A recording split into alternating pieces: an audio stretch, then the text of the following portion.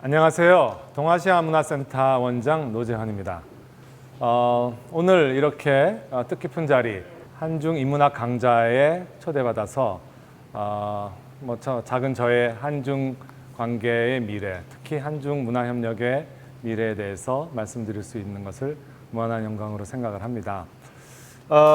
한중 관계에 대해서 금년이 이제 수교 30주년이 되는 해라서 많은 의미를 여러분들께서 두고 계십니다. 30년 동안 이루어온 양국 간의 정말 이 비약적인 관계의 발전을 되돌아보기도 하고 또 현재 진행되고 있는 약간의 또 우리 걱정스러운 모습들에 대해서 걱정을 하시기도 하고 여러 가지 한중 관계에 대한 의견들이 있는 것도 사실입니다. 수교 30주년이 되면서 이제 30년 동안의 관계가 국가건 개인이건 간에 모든 것들이 우리가 느끼는 가장 큰 느낌은 그냥 되는 것은 없다. 노력하지 않고 자연스럽게 당연히 되는 것은 없다 하는 것을 우리 한중 관계에서도 느낄 것입니다. 새롭게 이제 윤석열 정부가 출범을 하면서 출범하자마자 만나지는 못했지만 중국의 시진핑 주석과 전화 통화를 했죠. 거기서 양 정상이 좋은 말씀을 많이 했던 걸로 알고 있습니다. 특히 이제 시진핑 주석 같은 경우 항상 하는 얘기로 한중 양국은 이사갈 수 없는 이웃이다 하는 어떤 운명적인 우리 관계에 대한 얘기도 했고 또 상호 존중과 민심을 기반으로 한 협력을 더욱 강화를 하자 하는 이 향후 이제 두 정상이 향후 한중 관계를 더 돈독히 하자는 이런 다짐들도 하였고요. 근데 이제 저희 양국이 수교 30년이 지나서 보니까 과거하고는 비교할 수 없을 정도로 양국이 양국 간의 관계뿐만 아니고 양국의 자체가 비약적인 발전을 했죠. 그래서 이제 우리 양자 관계가 우리 둘만의 문제가 아니고 우리 국제 질서, 세계 질서에 상당한 의미를 가지게 되는 그런 상황이 되었습니다. 또 우리 한국의 입장에서 보더라도 이제 우리 자주 외교라는 얘기를 많이 하죠. 앞으로 한국의 외교가 국제 질서에서 어떤 방향을 가져야 할 것인가 이런 얘기를 할 때 미국을 택하냐, 중국을 택하냐 이런 과거의 어떤 사대주의적인 발상에서 벗어나서 좀 더 미래지향, 우리가 한중이 힘을 합쳐서 아시아의 주역으로 또 앞으로 펼쳐질 세계사의 주역으로 어떤 협력을 하느냐가 우리 양자 관계를 결정짓고 설정한다는 이런 전환점에 와 있다고 생각을 합니다. 그래서 이런 맥락에서 저는 오늘 새로운 아시아적 가치에 기반한 한중의 문화 협력의 중요성이라는 주제를 가지고 몇 가지 말씀을 드리고자 합니다. 한중 관계 얘기할 때 항상 가장 먼저 얘기하는 이 서러운 부분이죠. 우리 역사 속의 문화의 공통성, 유사성. 너무 많이 들은 얘기라서 제가 부연 설명하지는 않겠습니다. 많은데 이게 왜 또다시 중요성을 짓느냐 하는 생각을 해보니까 한중 수교 30년 전을 되돌아보게 돼요. 저는 한중 수교가 양국 역사의 엄청난 터닝 포인트라고 생각을 하면 할수록 하게 됩니다. 그 이유가 아시다시피 이제 근대에 들어오면서 우리가 열강들에게 중국도 마찬가지고 저희도 마찬가지고 거의 국가가 무력화되면서 그렇게 지내다가 건국을 하게 되죠. 재건국, 재건국 이런 우리 과정을 거치면서 완전히 정치 이데올로기 체계가 완전히 달라진 두 나라로 근대사의 단절을 겪게 됩니다. 근데 이게 갑자기 1992년에 한중 수교로 둘이 딱 붙었어요. 그리고 그 이후에 30년에 이 양국의 관계 발전이라는 것은 거의 세계사의 전무후무한 이런 괄목상대한 비약적인 발전을 하게 됩니다. 우리가 얘기하는 역사의 동질성, 유사성이라는 것이 거기에 가장 큰 기여를 하지 않았나 하는 생각을 합니다. 수교 과정에서도 그렇고 그 이후에도 우리가 수천 년을 우리가 같이 공유해온 이런 문화의 동질성이 없었다면 과연 수교가 가능했을까? 그리고 수교 이후에도 우리가 이런 비약적인 발전을 서로 관계의 발전을 이루어왔을까 하는 생각을 했을 때 이런 양국의 문화의 동질성, 공유하는 문화라는 것은 정말 중요하다는 생각을 해봅니다. 그런데 이제 양자 관계, 한중 관계에 도전이 당연히 이제 저희 한중 관계 도전에 직면했죠. 첫 번째는 양자 관계의 변화입니다. 우리가 한중 관계 얘기했을 때 가장 많이 듣는 얘기 또 있습니다. 양국의 무역이 3천억 불을 넘어가고 인적 교류가 1,200만 명을 넘어가고, 근데 들어보면 다 양적 성장 위주예요. 정말 그럼 거기에 맞는 우리가 질적인 성장을 양국 간에 했었냐, 이런 아쉬움이 많이 남고, 그게 바로 최근에 몇 년 사이에 특히 이 양국 국민들이 상대에 대해서 갖는 호감도가 급격히 감소하는 원인이 되는 것이라고 생각을 합니다. 여기 잠깐 나오지만 한국인들이 중국에 대한 감정 변화, 한 5년 만에 완전히 그냥 뒤집혔죠. 그리고 우리가 알기로 중국도 그렇게 다르지 않은 걸로 알고 있습니다. 여기에는 서로 이렇게 같지만 또 우리 다른 것이 많은데 다름을 인정하지 않는 서로에 대한 이해가 부족하게 되고, 또 최근에 코로나나 여러 가지 또 교류가 단절되는 상황을 거치면서 더 심화되는 이런 문제점들을 가지고 있고요. 그리고 이 서로가 자기 문화가 더 우수하다는 문화 우월성이 대두하게 됩니다. 근데 이 문화 우월성은 사실은 다 부정적이라고만 볼 수는 없습니다. 결국은 우리도 느끼지만 문화 우월성의 그 근간에는 자기 문화 또 자기 국력에 대한 자존심, 자신감이 뒷받침하는 것이거든요. 그래서 중국은 중국대로, 우리는 우리대로, 우리는 정말 이제 이 자존심이 높아지는 이것을 서로 비난할 것이 아니고 어떻게 하면 긍정적인 방향으로, 시너지를 내는 방향으로 갈 것이냐, 이것이 또 저희의 숙제라고 하겠지요. 자, 양자 관계뿐만 아니고 다자 관계에 있어서도 변화가 일어나고 있습니다. 다 알다시피 미국을 중심으로 한 이 단일적 세계 질서가 지금 다원적인 다자주의적인 질서로 넘어가는 과정에서 사실 아무도 예상치 못했던 코로나, 또 어느 정도 예상은 했지만 미중 경쟁, 그리고 우크라이나 전쟁, 이런 것들이 막 터지면서 글로벌리즘이 적어도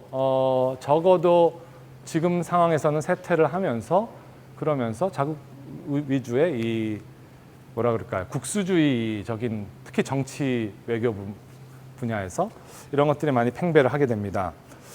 그런데 이제 그러면 아까 말씀드린 다자주의가 부상을 하는 이런 과정으로 넘어간다고 말씀을 드렸는데, 그러면 이제 아시아 국가들은 어떤가? 중국, 일본, 한국, 아시다시피 다 이제 다 선진국으로 발돋움하였고 또 하고 있는 과정인데, 근데 이 아시아를 공통으로 대표할 수 있는 이 가치관이 아직까지 형성이 되지 않은 이런 상황이 저희의 문제점이라고 생각을 합니다. 아까 잠깐 말씀드린 것처럼 근대 이후에 다른 정치 체제 하에서 민주주의, 자유민주주의 또는 공산주의 이렇게 나가고,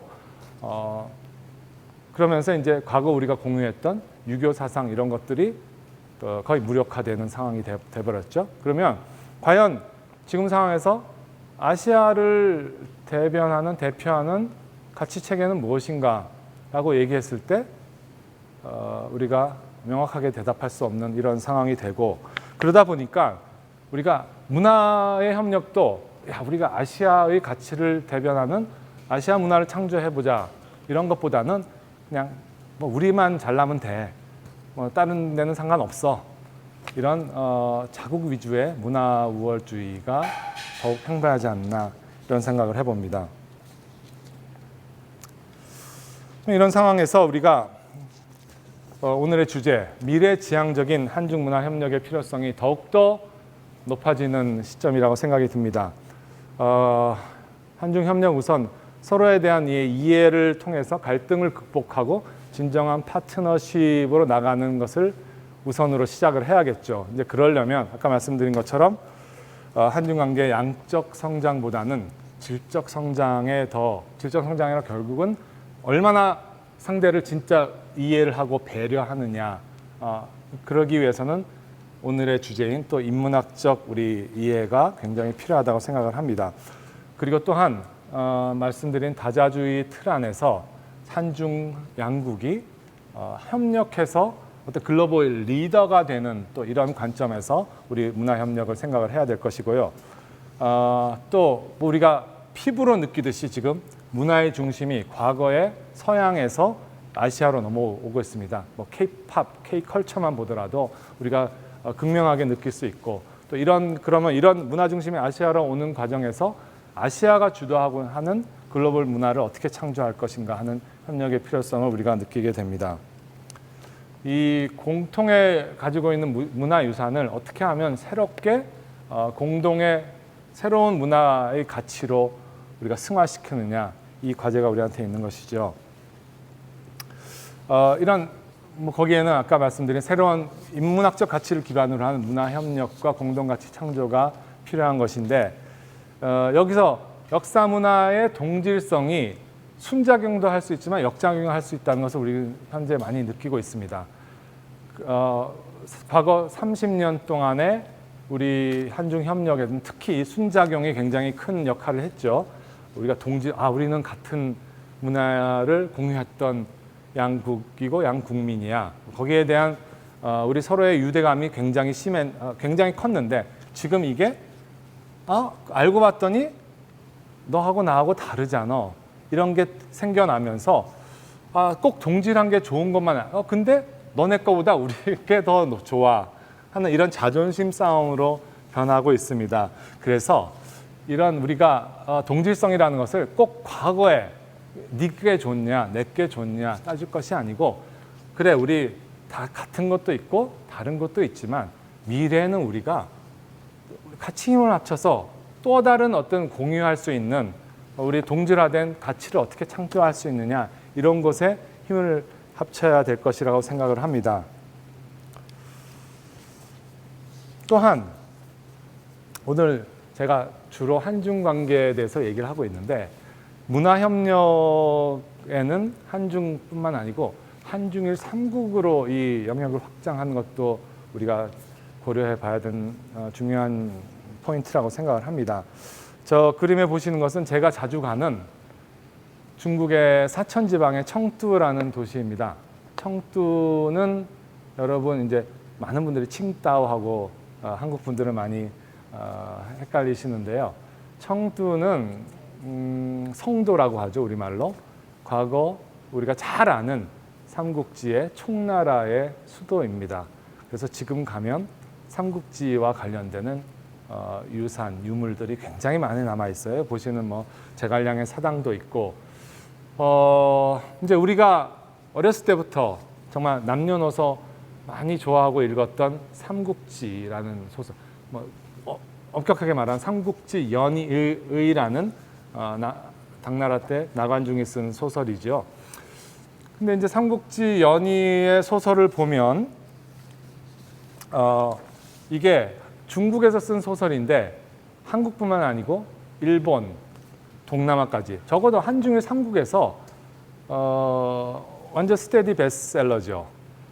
그리고 최근에는 이제 젊은이들 사이에 디지털 게임으로 이 삼국지를 풀어서 스토리를 풀어서 또 엄청나게 인기를 끌고 있습니다.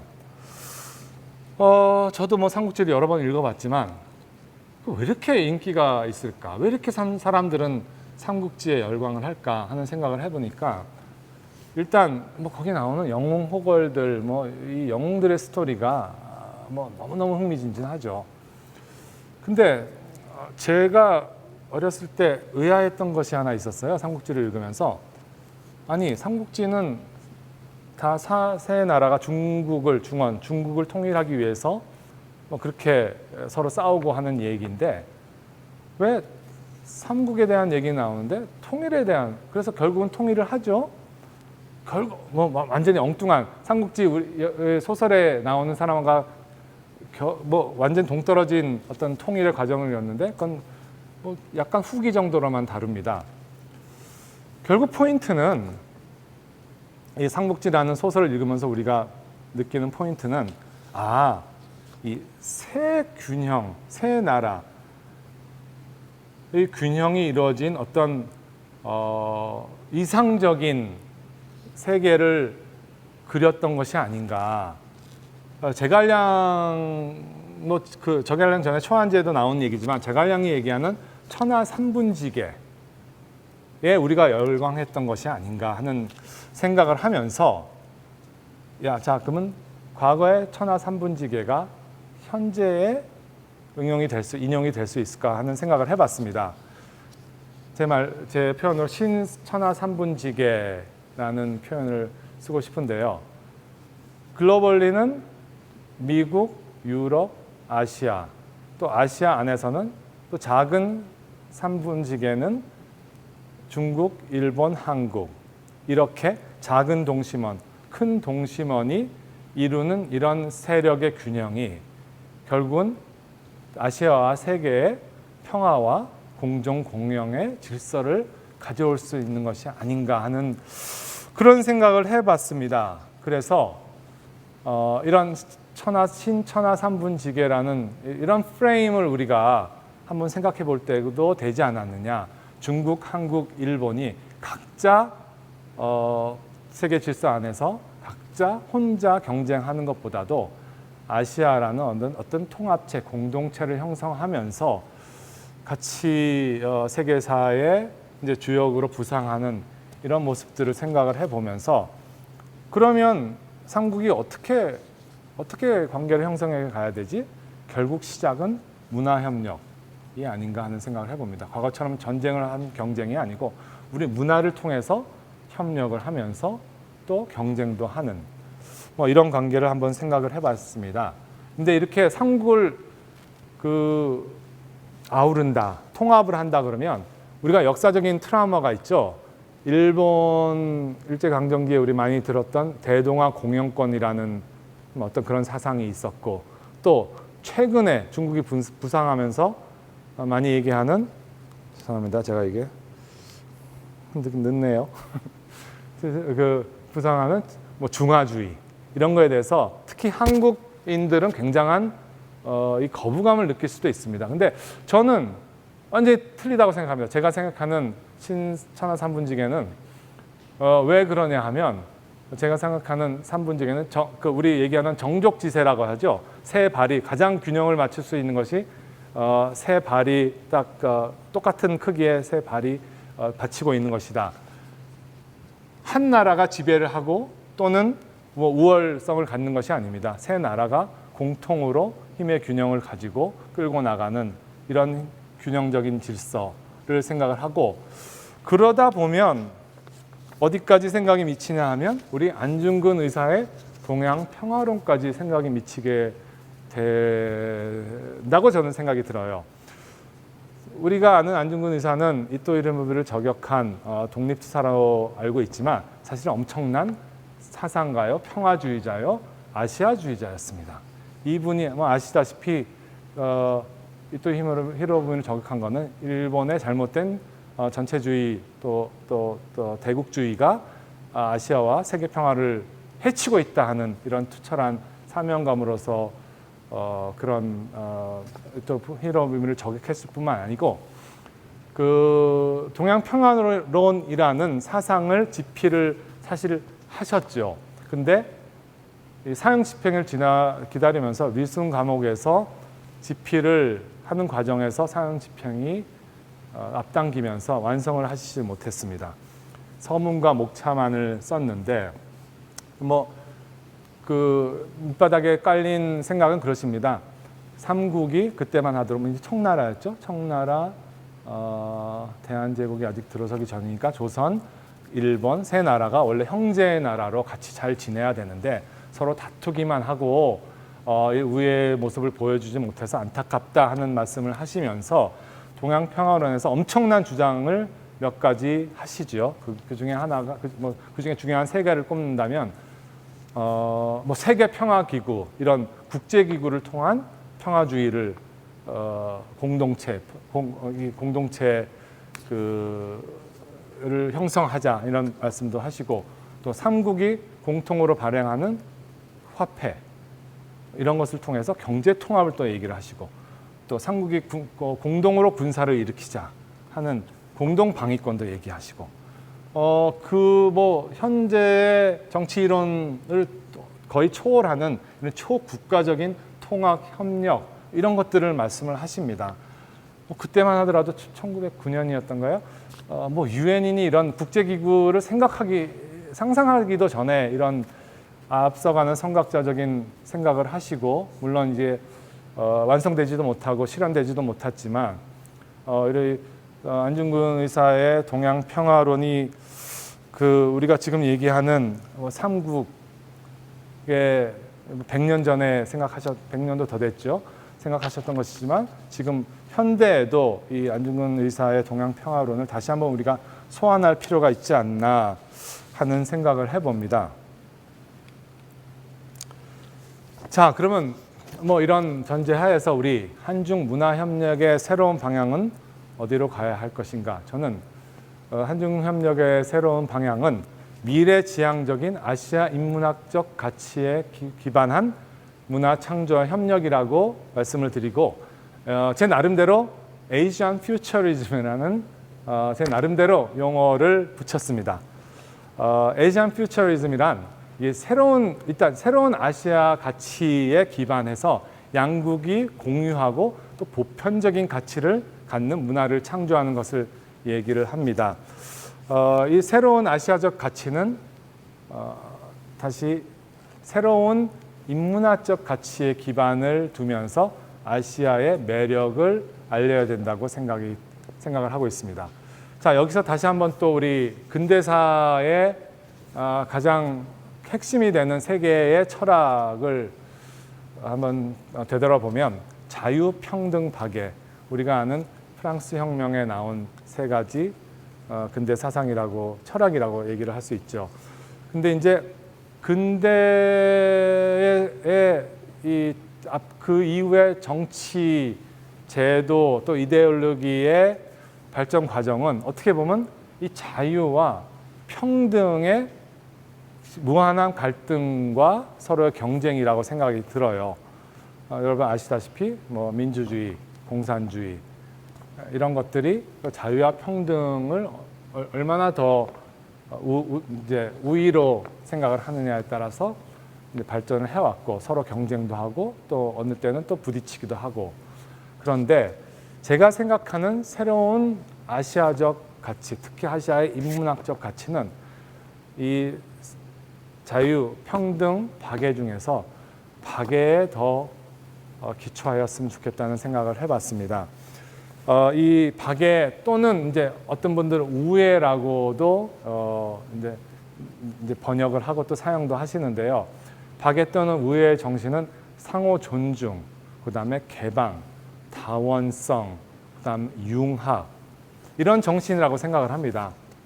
결국 서로 다름을 인정을 하지만 그럼에도 불구하고 서로 존중하고 협력하는 이런 가치가 우리가 자유평등에 밀려있던 이 박애의 가치, 우애의 가치가 우리 앞으로 아시아의 인문학적 가치로서 아시아가 그 가치를 통한 문화 창조의 기반이 되지 않을까 하는 생각을 해봅니다. 근데 이건 사실 제 얘기가 아니고요.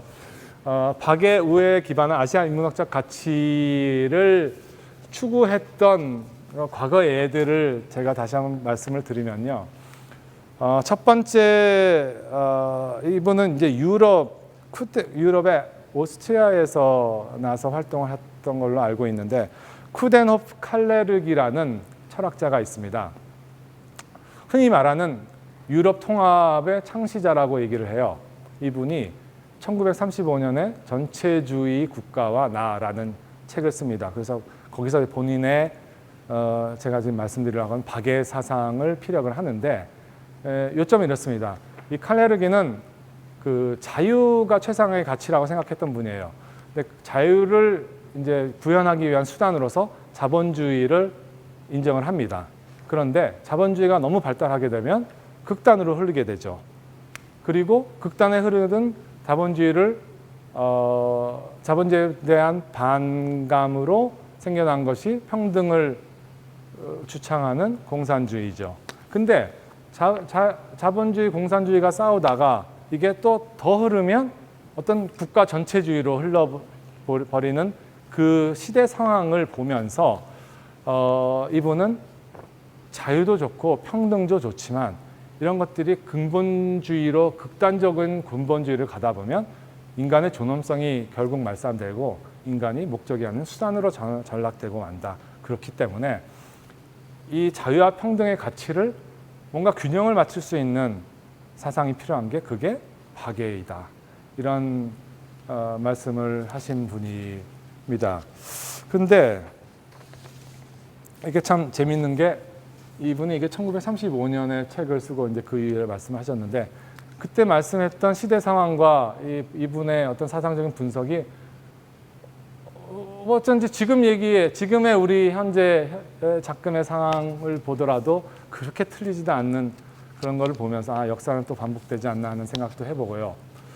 이제 칼레르기라는 분이 이제 이런 말씀을 하셔서 이게 뭐 제가 알기로는 현재 EU의 유럽 통합의 어떤 근간이 되었다는 얘기들을 많이 합니다. 철학적인 근간이 되었다는 얘기를 많이 합니다.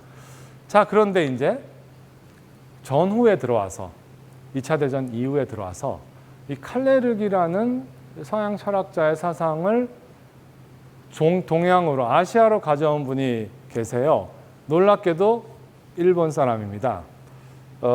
중간에 나온 핫도야마 이치로라는 일본 정치에 굉장히 중요한 자리를 차지한 인물인데 이분이 왜냐하면 우리가 잘 아는 일본의 자민당, 자유민주당을 창당을 하신 분이에요. 근데 이분은 원래 자유주의자였어요. 그래서 자유당이라는 걸 먼저 창당하다 이제 합당을 해서 자유민주당을 만들었는데 만들면서 칼레르기의 철학을 인용해 옵니다. 그러면서 이분이 박애라는 말 대신 우애라는 말을 쓰면서 전후 일본도 전후 대한민국과 다르지 않게 이 좌우의 갈등이 굉장히 심했던 때였어요. 근데 이럴 때 이 좌우의 극단주의적인 이런 혼란을 우리가 경계하기 위해서는 박애, 우애라고 얘기하는 이 우애의 정신이 필요하다 해서 이제 정치 사상으로 삼았는데 이분이 단명했어요. 그러니까 뭐 생명적인 게 아니고 정치 생명이 단명했어요. 수상까지도 총리까지도 지냈는데 몇 년 못하고 이제 본인의 뜻을 품진 그렇게 이제 실현을 못했죠. 그리고 그 이후에 알다시피 우리가 자민당이라는 거의 일당 체제가 쭉 일본 정치를 지배를 했고 그리고 일본이 점점 대국주의와 군국주의화 되는 이런 과정을 거칩니다. 그런 과정에 1998년에 누가 나오냐 하면 핫도야마 이치로의 손자인 핫도야마 유키오라는 분이 나와서 민주당이라는 걸 창당을 하고 2009년에 1955년 이래 처음으로 일본 정치에 뭐라 그럽니까? 이 정권 교체를 해요. 이게 자민당이 처음으로 이제 정권을 다른 당에 넘겨준 거죠.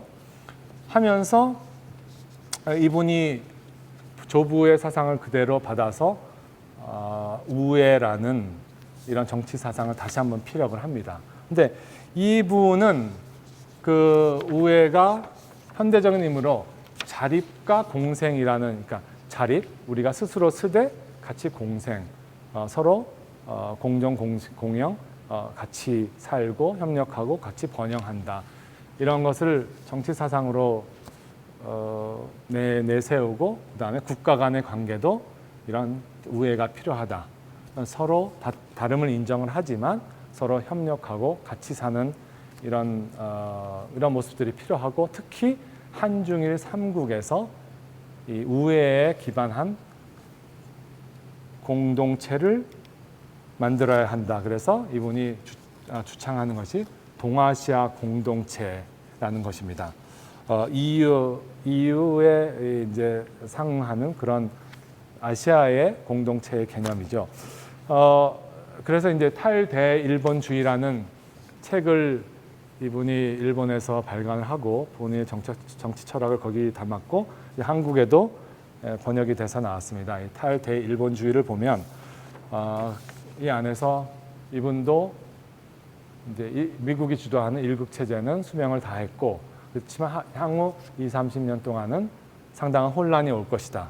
미국은 계속 패권을 유지하려 할 것이고 또 중국 같은 나라는 또 패권 국가로 부상을 할 것이다.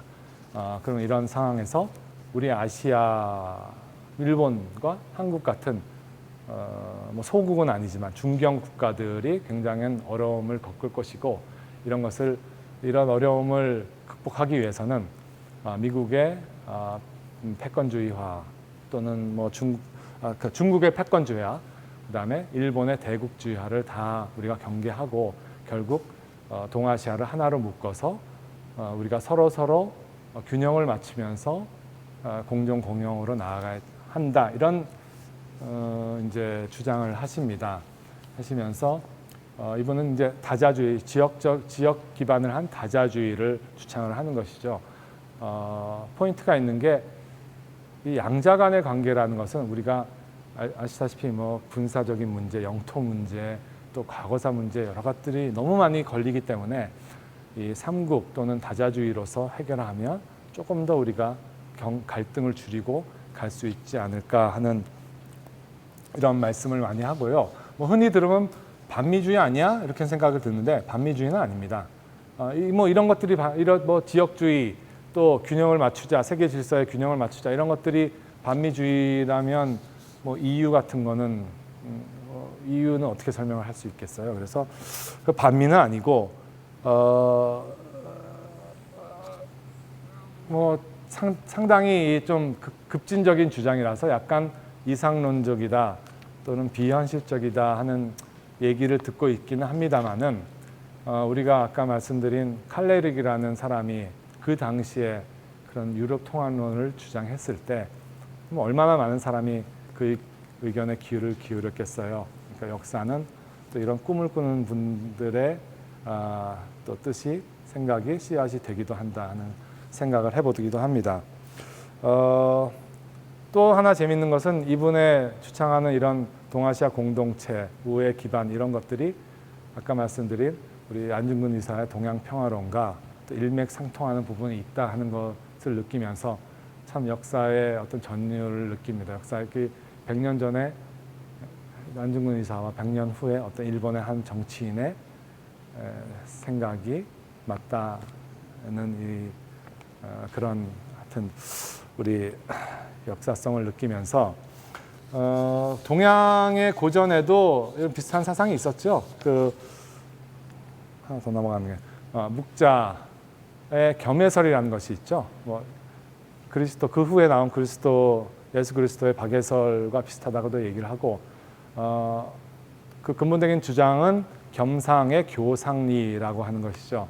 그러니까 내가 남을 사랑하고 이롭게 하면 남도 나를 사랑하고 이롭게 한다. 그래서 인간관계뿐만 아니고 국가관계에서도 서로 이런 쌍방호혜적인 관계에 기반해서 교류를 해야 된다 하는 말씀들. 그러니까 뭐 고대, 현대, 근대, 동양, 서양 다 일괄되는 어떤 사상적, 철학적 기조가 항상 존재해 왔다는 것을 저희는 뭐 이런 것을 봐도 느끼고 있고요.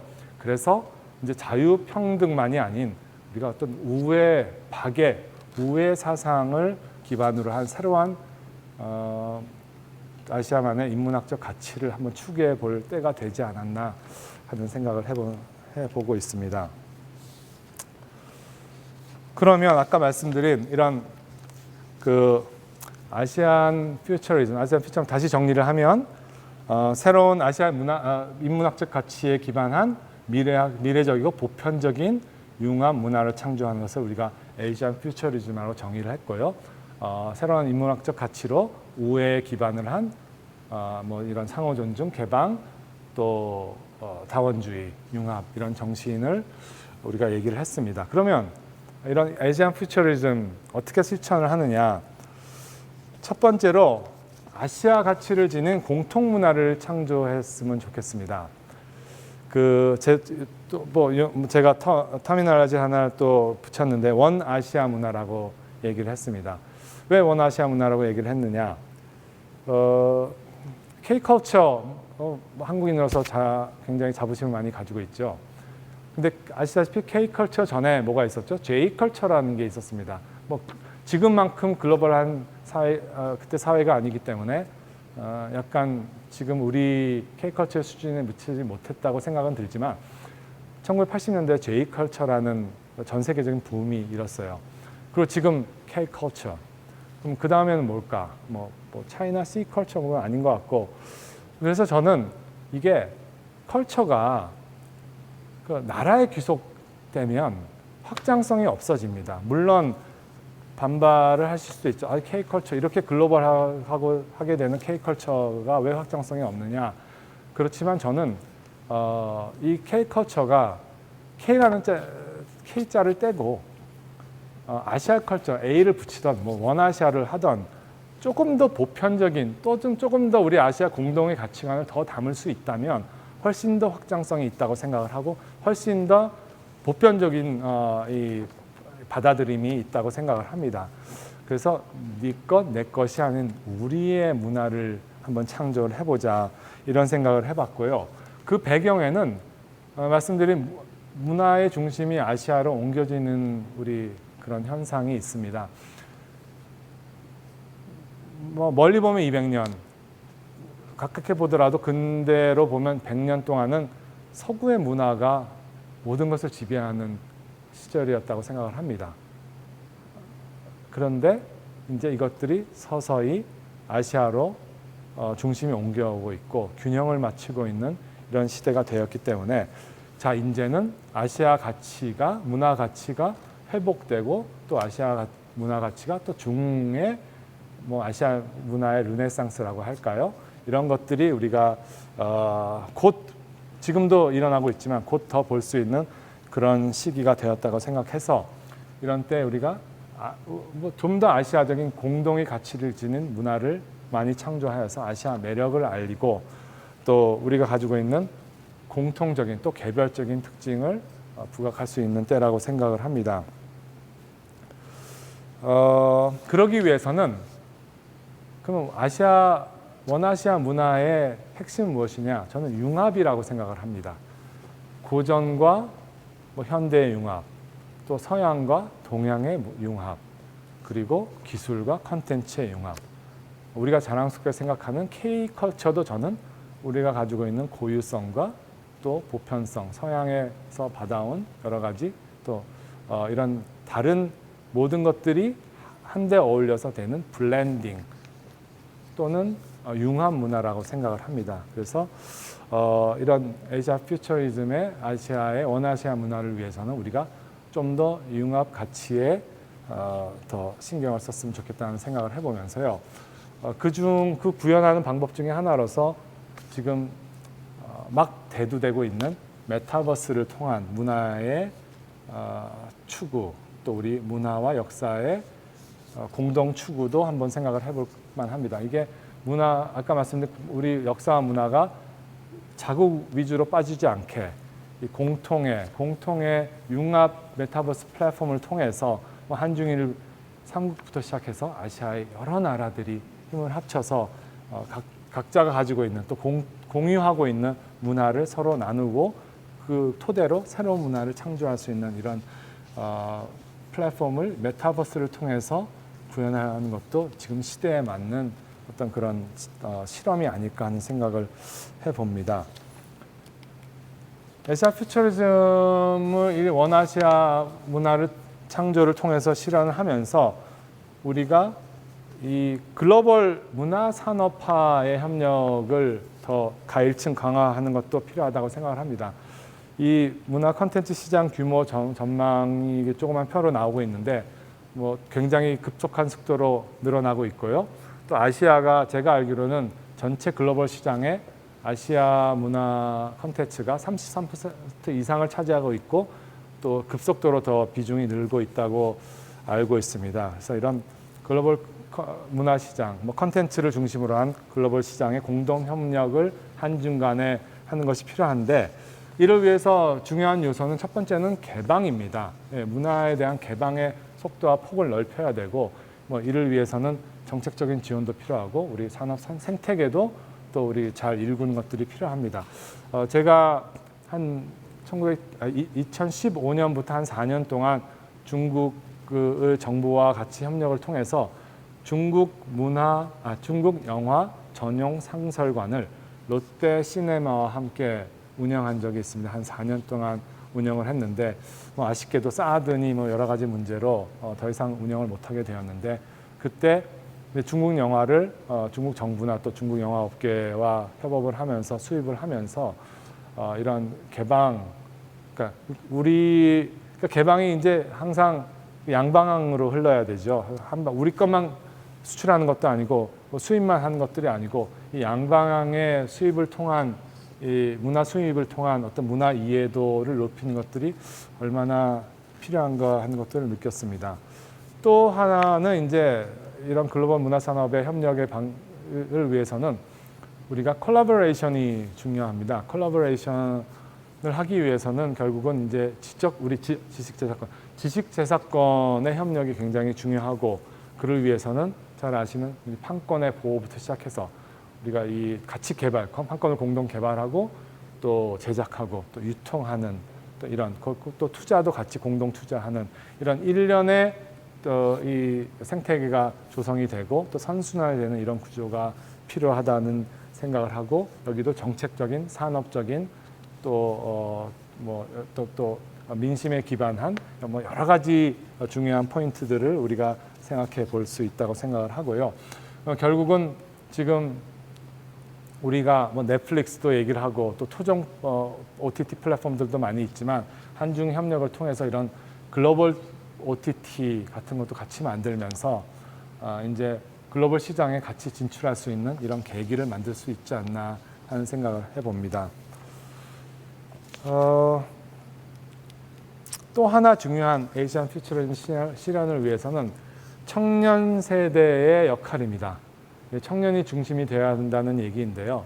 흔히 우리가 얘기하는 뭐 청년은 미래의 주역이다 하는 뭐 상투적인 얘기뿐만 아니고 사실 지금 이 에이시안 퓨처리즘이라는 새로운 가치의 문화 창조를 하기 위해서는 이 청년층들이 주역이 돼야 돼요. 아까 말씀드린 여러 융합 문화를 만들 수 있는 굉장히 좋은 자질을 가지고 있는 이 청년 세대들을 끌어들여야 하는 한중의 우리 과제가 있습니다. 이 청년들이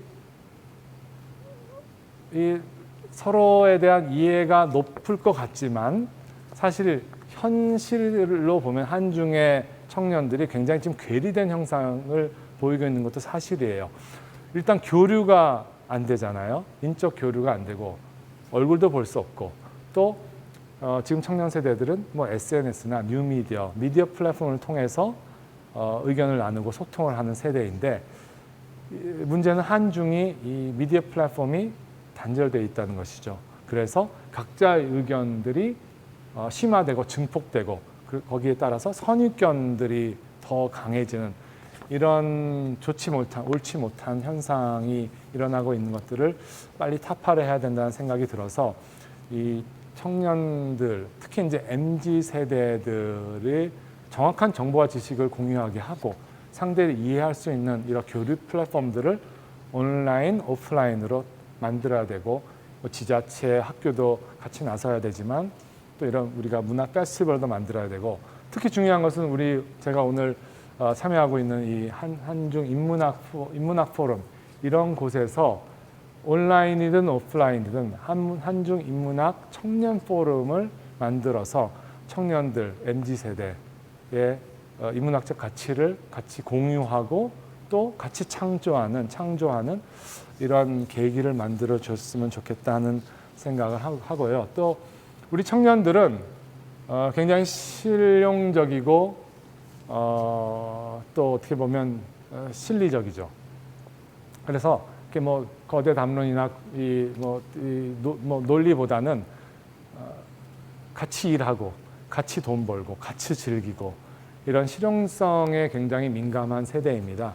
그래서 이 청년들이 한중 청년들이 같이 꿈을 키울 수 있는 여러 가지 방안들, 사실 2015년에 중국 사천성 청두에 한중 청년 혁신센터라는 것이 세워졌는데 그 이외 여러 가지 사정으로 인해서 잘 운영이 안 되고 있습니다.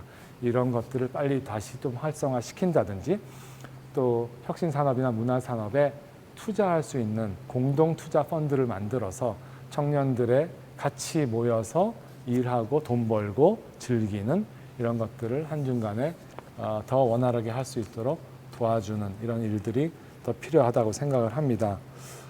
마지막으로 한중 문화협력이 우리 인류 보편적인 가치, 코로나, 지금 또 포스트 코로나, 또 기후변화, 환경, 뭐 여러 가지가 있죠. ESG, 이런 인류 보편적 가치에 같이 참여해서 또 여기 리더십을 발휘하는 이런 방향으로도 우리의 문화협력이 흘렀으면 좋겠다는 그런 생각을 하고 있습니다.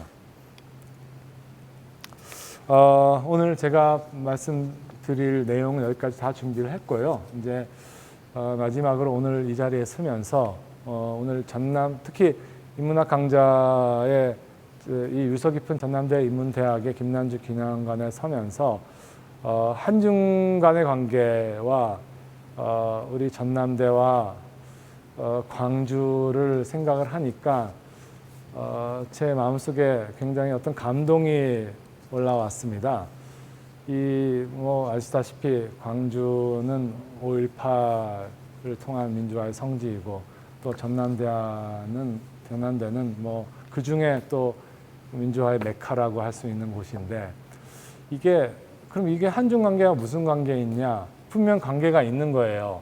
한중 수교가 1992년에 이제 일어났는데 한중 수교는 사실 이제 1988년에 그때 정부의 77 선언이라는 것을 발표를 합니다.